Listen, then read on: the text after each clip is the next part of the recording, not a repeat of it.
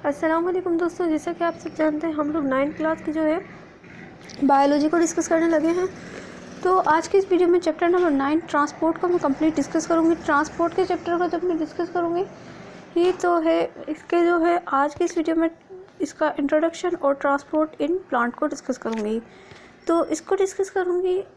इसके अलावा अगर आप लोगों को किसी भी उसके पास पेपर चाहिए NTS, PMDC, PMC या जो है लम्स या नम्स के या फिर JSMU के या डाव वगैरह के पास पेपर्स चाहिए तो वो आप लोग मेरी प्लेलिस्ट में जाके देख सकते हैं। वहाँ पर MDCAT के तमाम पास पेपर्स जो है वो अपलोड कर दिए गए हैं। इसके अलावा जो है जो इंटर क्लास की जो है केमिस्ट्री और बायोलॉजी को भी कंप्लीट जो है अपलोड कर दिया गया है। तो यहाँ पर जो है 9th क्लास की जो 9th चैप्टर है इसको डिस्कस कर रहे हैं। तो यहाँ पर जो हमारा चैप्टर है इसको स्टार्ट करने से पहले मैं आप सबसे रिक्वेस्ट करूँगी मेरे चैनल स्मार्ट अकेडमी को लाइक एंड सब्सक्राइब जरूर करिएगा, अपने फ्रेंड्स के साथ जरूर शेयर करिएगा, बेल आइकन पर क्लिक कर दीजिएगा ताकि मेरी नेक्स्ट आने वाली वीडियो आप तक पहुँच सके। तो यहाँ पर हमारे पास सबसे पहले है मेजर कॉन्सेप्ट। मेजर कॉन्सेप्ट की अगर हम बात करें तो इसके अंदर जो है in this unit you learn हम लोग क्या क्या इसका इंट्रोडक्शन लर्न करेंगे। इसके अलावा transport in plant, water and iron uptake, structure and function of root hairs. इसके अलावा ट्रांसपरेशन जिसके अंदर इंट्रोडक्शन एंड सिग्निफिकेंस। इसके अलावा factors affecting of the rate of transpiration. इसके अलावा transportation of food and water. इसके अलावा pathway of water and food in structure and function of xylem and phloem. इसके अलावा जो transport in animal, transport in men blood. इसके अलावा components of blood and their functions, disorders of blood.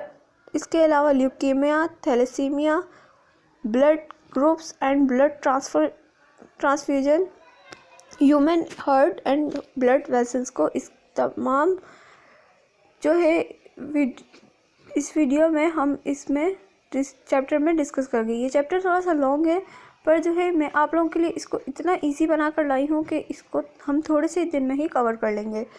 तो आइए हम बुक वाइज जो है वो इसको डिस्कस करते हैं। बुक वाइज डिस्कस करना उससे ज़्यादा मुश्किल होता है कि मैं आप लोगों को नोट्स बना के दूँ।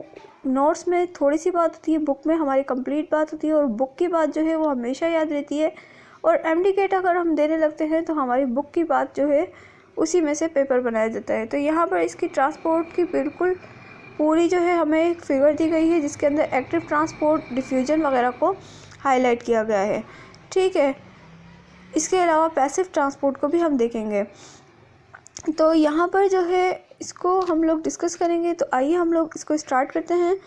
सबसे पहले अगर हम देखें तो हमारे पास क्या है, सबसे फर्स्ट हमारे पास दिया हुआ है every organisms required number of substances for their survivals. यहाँ पर देखें for their survivals and maintenance of their healthy life, these substances or their raw materials are taken by organisms from environment or may be from internal sources। यहाँ पर ये क्या कह रहे हैं, ये कह रहे हैं कि जो यहाँ पर इस पैराग्राफ को हम लोग देख रहे हैं तो यहाँ पर कह रहे हैं कि जो तमाम ऑर्गेनिजम्स हैं उनको रिक्वायर होता है नंबर ऑफ सब्सटेंसेस उनके सर्वाइवल के लिए, मेंटेनेंस के लिए, उनकी हेल्दी लाइफ के लिए। सब्सटेंसेस जो हैं उनके रॉ मटेरियल के अंदर टेक किए जाते हैं बाय ऑर्गेनिजम्स। कहाँ से लेते हैं, वो अपने एनवायरनमेंट से लेते हैं, फ्रॉम इंटरनल सोर्सेज। एंड जो डिस्टेंस होता है between source and required organ वो स्मॉल इनफ होता है। और जो ऑर्गेनिजम्स होते हैं वो उनको रिक्वायर्ड नहीं होता ट्रांसपोर्ट सिस्टम, मगर वो जो डिस्टेंस होता है उनका वो टू लॉन्ग होता है। ऑर्गेनिज्म को रिक्वायर होता है टू डेवलप सिस्टम। तो यहाँ पर उसको सिस्टम को डेवलप करने के लिए उसको जो चीज़ रिक्वायर होती है वो होती है ट्रांसपोर्ट सिस्टम। ठीक है, यहाँ पर जो ट्रांसपोर्ट सिस्टम रिक्वायर है इसके जो है 2 कंपोनेंट्स को डिस्कस किया गया है। तो वो 2 कंपोनेंट्स कौन कौन से हैं, सबसे पहला अगर हम देखें तो इसके अंदर लिखा हुआ है सबसे पहला कंपोनेंट जो transport of raw material from the environment है। वहाँ पर जो ऑर्गन है उसको रिक्वायर क्या है, मेटाबॉलिज्म। ठीक है, सेकंड पॉइंट में ये कह रहा है कि ट्रांसपोर्ट जो है जो मेटाबॉलिज्म है उसकी सेल ऑर्गन के अंदर से वो उसको रिक्वायर है। सबसे फर्स्ट उसको क्या रिक्वायर है, उसको रिक्वायर है मेटाबॉलिज्म। इन्वायरमेंट के रॉ मटेरियल से, और दूसरा उसको क्या रिक्वायर है, ट्रांसपोर्ट ऑफ मेटाबॉलिज्म। ठीक है, इसके अलावा ये कह रहे हैं कि जो प्लांट है वो ऑर्थ्रोपोड्स होते हैं और सिंथेसाइज करते हैं organic biomolecule from inorganic molecule. यहाँ पर इनऑर्गेनिक जो मॉलिक्यूल्स हैं वो ट्रांसपोर्ट करवाए जाते हैं by environment into the plant. यहाँ पर ये कन्वर्ट कर रहा होता है उसको बायोमोलिक्यूल्स के अंदर। इसके अंदर क्या हो रहा होता है कि जो ये यहाँ पर ये क्या होता है, जो बायोमोलिक्यूल्स होते हैं ये क्या करवाते हैं, ये करवाते हैं, ट्रांसपोर्ट करवाते हैं जो प्लांट को जिस चीज़ की रिक्वायरमेंट होती है, जिस चीज़ की भी रिक्वायरमेंट होगी वो क्या कराएंगे, प्लांट को जो है उसको वो उसे देंगे। इसके अलावा जो एनिमल्स हैं वो क्या होते हैं, हेटेरोट्रॉप्स होते हैं, और जो ऑर्गेनिजम्स होते हैं वो हेटेरोट्रॉप्स होते हैं और गेट करते हैं ऑर्गेनिक मॉलिक्यूल से अपना फूड और डाइजेस्ट करते हैं डाइजेस्टिव सिस्टम के ट्रैक के ज़रिए, और डिफ्यूज़ करते हैं ब्लड के अंदर और ट्रांसपोर्ट करते हैं ऑर्गन को जहाँ पर उसकी रिक्वायरमेंट होती है। नेक्स्ट जो हमें दी गई है वो है ट्रांसपोर्ट ऑफ, यहाँ पर जो है transport in plant. Transport in plant की अगर हम बात करें तो यहाँ पर रूट जो है वो इज़ इम्पॉर्टेंट ऑर्गन है फॉर वाटर और मिनरल ट्रांसपोर्ट के लिए। ठीक है, यहाँ पर अगर हम देखें तो ये वाला पैराग्राफ हम लोग रीड करने लगे हैं। इस पैराग्राफ में सबसे पहली लाइन अगर देखें तो वाटर और मिनरल साल्ट जो है वो इंटर हो रहा है प्लांट के जो है रूट के अंदर से, और ये जो है इसको नेसेसरी अंडरस्टूड कर रहा है internal and external structure of root के ज़रिए, और ये एक्सटर्नली जो है रूट जो है वो क्या कर रहा है, रूट टिप के अंदर जा रहा है, ऊपर वाली साइड पे जा रहा है, वहाँ पर जो है ग्रोइंग पार्ट ऑफ रूट जो है वो कन्वर्ट हो रहा है बाय टॉप। यहाँ पर जो है वो यहाँ पर जो रूट का कैप है उसके अंदर जो है वो कन्वर्ट हो रहा है। ठीक है, इसके अलावा वो कन्वर्ट होने के बाद जो रिमेन पार्ट रह रहा है उसको क्या करवा रहा है, रूट हाईली ब्रांच जो है उसका जो हाईली ब्रांच एरिया है, यहाँ से इसका जो हाईली ब्रांच एरिया है वो ईच ब्रांच को हैवली जो है कन्वर्ट कर रहा है रूट हेयर्स के अंदर। फिर ये जो रूट हेयर है उसको फाइंड कर रहा है ट्यूबुलर आउटग्रोथ को उसकी एपिडर्मल सेल के अंदर, और वो ग्रो करवा रहा है बिटवीन सॉइल पार्टिकल एंड जो उसका वो पार्ट रह रहा है वो क्लोज कर रहा है और कांटेक्ट करवा रहा है सॉइल सॉल्यूशन के अंदर सराउंडिंग के अंदर से। यहाँ पर इंटरनली जो है वो हम लोग स्टडी कर रहे हैं रूट की बाय टेकिंग ट्रांसपोर्ट सेक्शन, जिसे टीएस का नाम दे रहे हैं, ऑफ रूट। यहाँ पर जो टीएस है यानी ट्रांसपोर्ट सेक्शन जो है, जहाँ जहाँ टीएस का वर्ड आएगा यानी ट्रांसपोर्ट सेक्शन का जहाँ जहाँ वर्ड आएगा वो रूट को शो करेगा। मेनली कंसिस्ट ऑफ, यहाँ पर जो रूट है वो कंसिस्ट है, यहाँ पर सबसे पहले अगर हम देखें तो एपिडर्मिस पे, एपिडर्मिस को जो है एपिबेल्मा भी कहते हैं। ये आउटर लेयर ऑफ सेल होती है जो कि जो है सेल के अंदर होती है रूट हेयर के अंदर। और सेकेंडली अगर हम बात करें तो वो कॉर्टेक्स का एक पार्ट होता है, रूट के दरमियान होता है, और वो एपिडर्मिस और जो है एंडोडर्मिस के दरमियान होता है और कंसिस्ट होता है नंबर ऑफ सेलुलर लेयर्स के अंदर। ठीक है, नेक्स्ट जो है हमें फिगर दी गई है, इस फिगर को हम लोग समझेंगे। यहाँ पर जो फिगर दी गई है वो है रूट स्ट्रक्चर की। रूट स्ट्रक्चर के अंदर इन्होंने क्या क्या हमें शो करवाया है, इन्होंने शो करवाया है हमें कॉर्टेक्स। यहाँ पर जो ऊपर वाला पार्ट दिखाया गया है ये हमारे पास क्या है, कॉर्टेक्स है। कॉर्टेक्स आप लोगों को ये देखें, यहाँ पर कॉर्टेक्स। इसके अलावा यहाँ पर हमें जो है रूट हेयर्स दिखाए गए हैं, फाइलम दिखाया गया है, फिर हमें जाइलम दिखाया गया है। इसके अलावा रीजन ऑफ एलोंगेशन दिखाई गई है। इसके अलावा रीजन ऑफ सेल्स डिवीजन, यहाँ पर रीजन ऑफ सेल डिवीजन दिखाई गई है। इसके अलावा रूट कैप दिखाया गया है। ये पूरा किसका स्ट्रक्चर दिखाया गया है, रूट का स्ट्रक्चर दिखाया गया है। देन हम लोग बात करेंगे किसके स्ट्रक्चर की, ट्रांसपोर्ट सेक्शन ऑफ रूट की। तो यहाँ पर पूरा जो है ट्रांसपोर्ट सेक्शन दिखाया गया है हमें रूट का। नेक्स्ट जो हम लोग बात करने लगे हैं वो वाटर एंड आयंस अपटेक की है।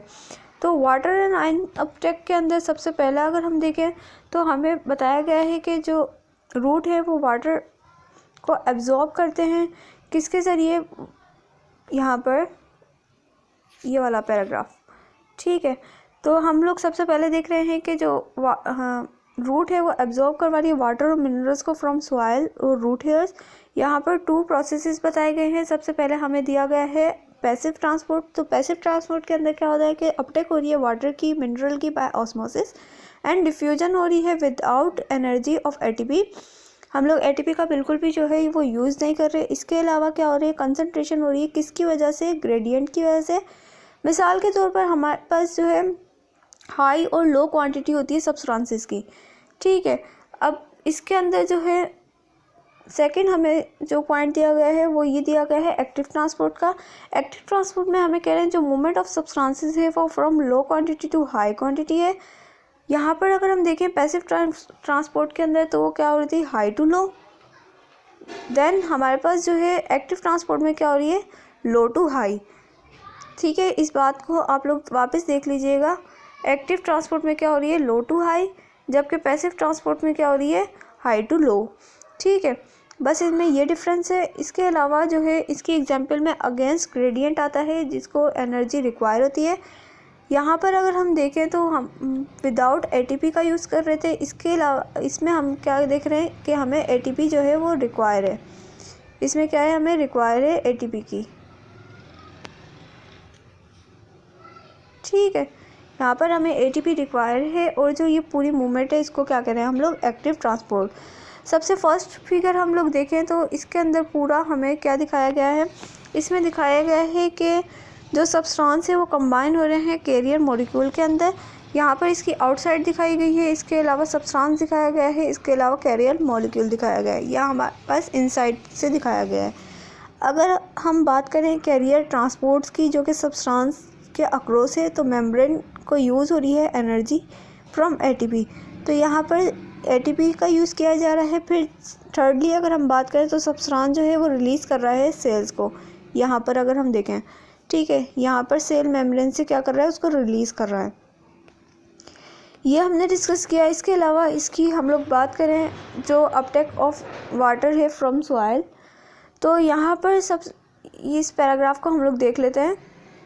किसको, इस वाले पैराग्राफ को, ठीक है। इसके अंदर हमें क्या कह रहे हैं कि जो रूट हेयर है वो लॉन्ग टब्यूलर स्ट्रक्चर है जो कि इंक्रीज़ करवा रहा है सरफेस एरिया को। इसके अलावा इंक्रीज़ करवा रहा है रेट ऑफ एब्जॉर्प्शन को, इसके अलावा ऑफ वाटर एंड मिनरल्स। इसके अलावा जो सेल मेम्ब्रेन है वो प्रिवेंट कर रही है सेल सैप को, a mixture of sugar, salt and amino acid in the solution form.